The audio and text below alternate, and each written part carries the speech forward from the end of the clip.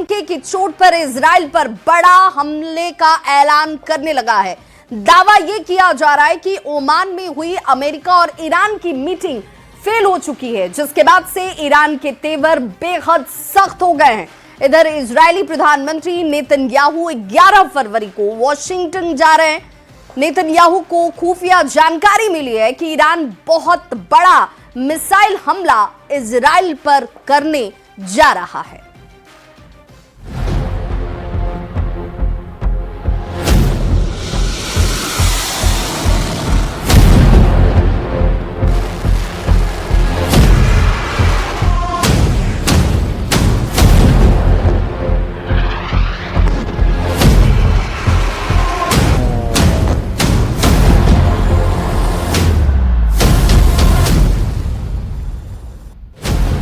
Washington भागे Netanyahu, Khamenei का missile युद्ध।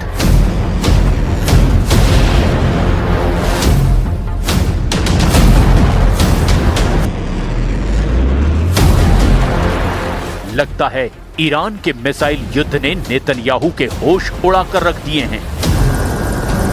खबर है 11 फरवरी को नेतन्याहू वॉशिंगटन में ट्रंप के साथ इमरजेंसी मीटिंग करने जा रहे हैं। खौफ में इजराइल 30 दिन में बनाई 3000 ईरानी मिसाइल।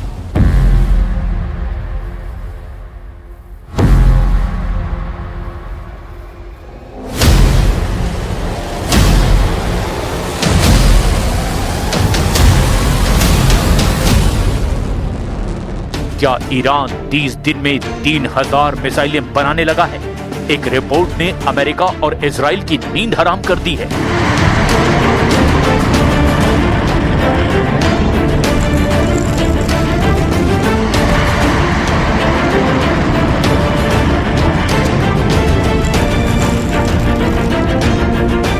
खुफिया एजेंसी मोसाद का दावा, परमाणु दहलीज पर ईरान।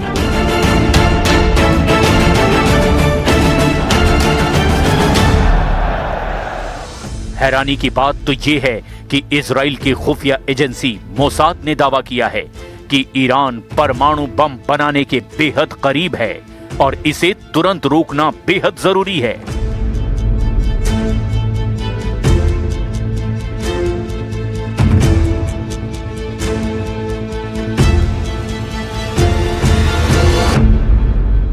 ओमान में वार्ता फेल, अब पहला निशाना इजराइल। दावा किया जा रहा है कि ओमान की राजधानी मस्कट में ईरान अमेरिका की वार्ता फेल हो गई है। राहबर्द हमेशगी शहीद सुलेमानी। दावा तो यहां तक किया जा रहा है कि ईरान का पहला टारगेट इजराइल होने वाला है।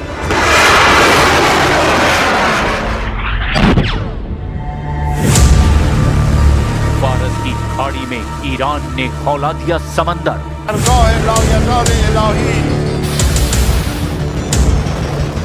फारस की खाड़ी में ईरानी नौसेना की तैयारियों ने अमेरिकी सेना को हैरान करना शुरू कर दिया है। खबर है कि 1000 आत्मघाती ईरानी स्पीड बोट हमले के लिए तैयार हैं। गरीबों की क्रूज मिसाइल से इजराइल पर 100% हमला। ये लगभग तय हो चुका है कि ईरान इजराइल पर 100% हमला करने वाला है। खबर तो यहां तक है कि ईरान का मशहूर ड्रोन शाहिद 136, जिसे गरीबों की क्रूज मिसाइल कहा जाता है, वो हमले के लिए पूरी तरह से तैयार है।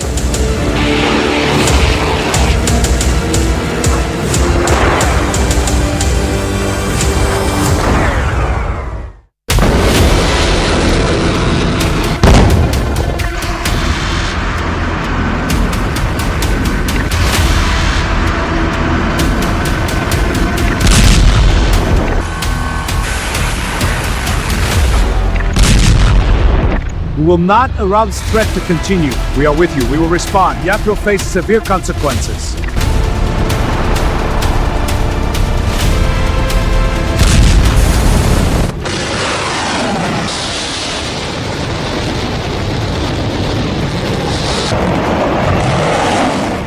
इसराइल को ईरान के परमाणु हथियारों से ज्यादा उसकी मिसाइलों का खौफ है, जो इसराइल के वजूद के लिए बड़ा खतरा बन चुकी है।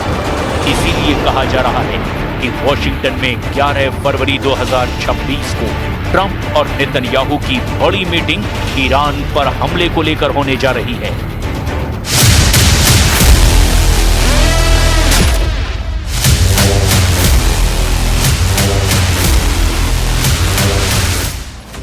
नेतन्याहू और ट्रंप की मुलाकात के 3 मुख्य कारण भी बताए जा रहे हैं। पहला, ओमान वार्ता पर असंतोष। 6 फरवरी 2026 को ओमान में अमेरिका और ईरान के बीच इनडायरेक्ट बातचीत हुई। ट्रंप इसे बहुत अच्छी बता रहे हैं, लेकिन नेतन्याहू को डर है कि अमेरिका कोई ऐसा समझौता ना कर ले जिससे ईरान को फिर से मजबूत होने का मौका मिले। वो ट्रंप को ये समझाने जा रहे हैं कि समझौते में ईरान की मिसाइलों पर पूर्ण प्रतिबंध शामिल होना चाहिए। दूसरी वजह, दूसरे दौर के हमले की योजना। जून 2025 में हुए 12 दिन के युद्ध के बाद इजराइल अब दूसरे दौर के हमलों की तैयारी कर रहा है। नेतन्याहू ट्रंप के सामने 4 सैन्य विकल्प रख सकते हैं। पहला है, ईरान पर केवल इजराइल सीधा हमला करे, अमेरिका बाहर से सपोर्ट करे। दूसरा है, सीमित अमेरिकी मदद के साथ इजरायली हमला। तीसरा है, अमेरिका और इजराइल का संयुक्त ऑपरेशन, या यूं कहें कि ज्वाइंट अटैक। और चौथा है, ईरान के भीतर लक्ष्यों पर सीधा अमेरिकी हमला। इसके साथ ही नेतन्याहू चाहते हैं कि ट्रंप ईरान के तेल व्यापार और धन के स्रोतों को पूरी तरह से नष्ट कर दे, जिससे ईरान अपने प्रॉक्सी समूहों जैसे हिजबुल्ला, हमास और हूथी को पैसा ना भेज सके। इजराइल का मानना है कि कूटनीति केवल ईरान को समय दे रही है। इजरायली खुफिया इनपुट का दावा है कि ईरान परमाणु दहलीज के इतने करीब है कि अगर अभी हमला नहीं किया गया तो भविष्य में उसे रोकना असंभव होगा। इधर ईरान ने स्पष्ट कर दिया है कि यदि अमेरिका हमला करता है तो वो इजराइल को अपना पहला निशाना बनाएगा। این که به ما گفته میشد در طول سالها هنوز هم میشه که شما حق ندارید غنیسازی کنید. غنیسازی صفر. چرا؟ چون ما نگرانید. ما آمادیم نگرانی ها رو رفع میکنیم. سوال هست جواب میدیم. اعتماد وجود نداره اعتماد ایجاد میکنیم. इजराइल पर हमले को तैयार ईरान की गरीब क्रूज मिसाइल। ईरान का ड्रोन बेड़ा आज दुनिया के सबसे घातक और कॉस्ट इफेक्टिव यानी कि किफायती सैन्य हथियारों में से एक माना जाता है।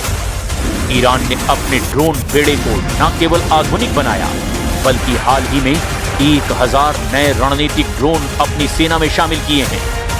जनवरी और फरवरी 2026 की खुफिया रिपोर्ट्स के मुताबिक यूएसएस अब्राहम लिंकन अक्सर अपना रडार और ट्रैकिंग सिस्टम यानी EIS बंद कर देता है।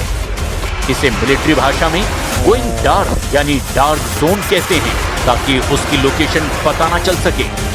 लेकिन ईरान भी जंग का जबरदस्त बाजीगर निकला है।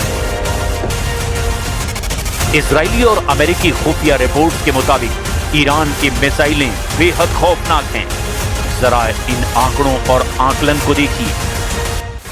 ईरान की तरफ से हमला होगा, इसे लेकर इजराइल के पास क्या क्या खुफिया इनपुट हैं, जरा वो भी जान लीजिए। इजरायली खुफिया एजेंसियों मोसाद और IDF खुफिया एजेंसी ने ट्रंप को सौंपने के लिए एक विस्तृत स्लाइड डेक और डोजियर तैयार किया है, जिसे लेकर कई दावे किए गए हैं।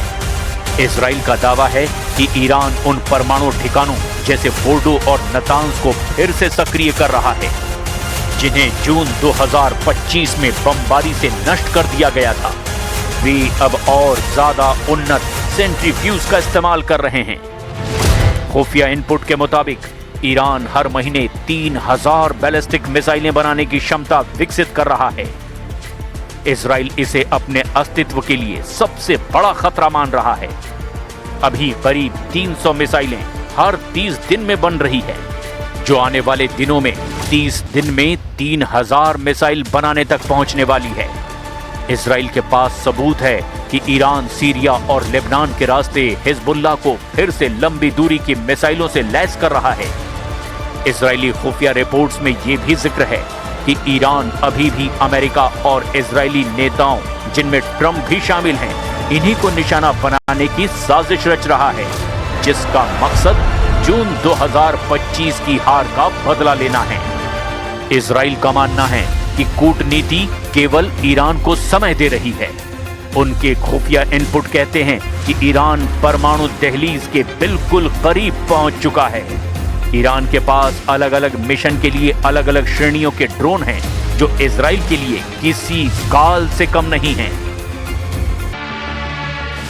इजराइल को ईरान की परमाणु क्षमता से ज्यादा ईरानी मिसाइल और ड्रोन का खौफ है, जो मधुमक्खियों के झुंड की तरह से हमला कर सकते हैं। ईरान के आत्मघाती ड्रोन शाहिद 136 को गरीबों की क्रूज मिसाइल कहा जाता है, जो इजराइल के लिए बहुत बड़ा खतरा और सरदर्द बना हुआ है। शाहिद 136 की मारक क्षमता 2500 किलोमीटर है। ये एक कामिकाज़े यानी आत्मघाती ड्रोन है। ये लक्ष्य से टकराकर खुद को उड़ा देता है। इसकी बनावट रडार को चकमा देने में मदद करती है। शाहिद 238 का नया जेट वर्जन ये शाहिद 136 का उन्नत संस्करण है, जिसमें जेट इंजन लगा हुआ है। ये साधारण ड्रोन के मुकाबले 3 गुना तेज उड़ता है। इसकी रफ्तार 500 से 600 किलोमीटर प्रति घंटे तक पहुंच जाती है। शाहिद 238 ये शाहिद 136 का उन्नत संस्करण है, जिसमें जेट इंजन लगा है। इसकी तेज रफ्तार के कारण इजरायली एयर डिफेंस को प्रतिक्रिया देने का समय बहुत कम मिलता है। आराश 2 इसे विशेष रूप से इजराइल के तेल अवीव और हाइफा जैसे शहरों को निशाना बनाने के लिए बनाया गया है। इसमें भारी विस्फोटक ले जाने की क्षमता है। शाहिद 129 ये अमेरिका के प्रेडेटर ड्रोन जैसा है। ये न केवल हमला कर सकता है, बल्कि 24 घंटे तक हवा में रहकर जासूसी भी कर सकता है। मोजर 10 इसकी रेंज 2000 किलोमीटर है और ये 300 किलो तक के बम या मिसाइल ले जा सकता है।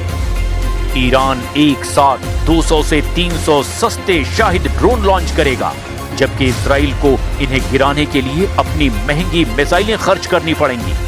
जब इजराइल के डिफेंस सिस्टम ड्रोन को गिराने में व्यस्त होंगे, तब ईरान अपनी मुख्य बैलिस्टिक और हाइपरसोनिक मिसाइलें दागेगा, ताकि वे सुरक्षा घेरे को तोड़कर सीधे टारगेट पर गिरें। एक शाहिद ड्रोन की कीमत लगभग 20,000 से 30,000 डॉलर होती है, जबकि उसे गिराने वाली इजराइल मिसाइल की कीमत लाखों डॉलर में होती है। ईरान इस तरह इजराइल को आर्थिक रूप से भी थकाना चाहता है। कुल मिलाकर ईरान ने 2 ही रास्ते छोड़े हैं, या तो ईरान पर हमला करो, बदले में पलटवार झेलो, या फिर ईरान से बातचीत करो और इलाके को युद्ध की भट्टी बनने से रोक लो।